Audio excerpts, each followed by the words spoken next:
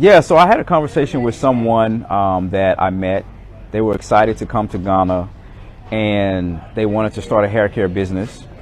And they heard about the year of return. They heard about free land, in certain places that, the chief was giving away all this land and stuff. And so they didn't do enough due diligence. They moved here, and in less than a year they left. And some of the reasons they went back to America, some of the reasons they cited was, number one, they didn't fully understand the cost of living.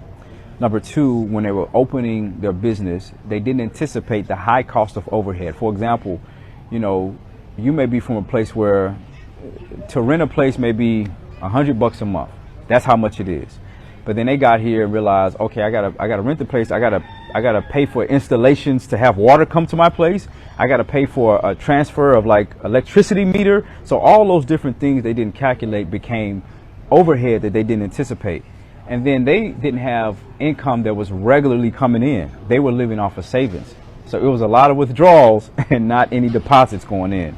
So that was one of the practical things. And I think, one of the things the person told me one day was they didn't even want to go outside because every time somebody heard the accent, like they just didn't know who to trust, because people hear the American accent and they were so hyper vigilant that someone wanted to take their money, and people were smiling at them. And so they just began to get, hyper vigilant and what's the word I'm looking? Paranoid.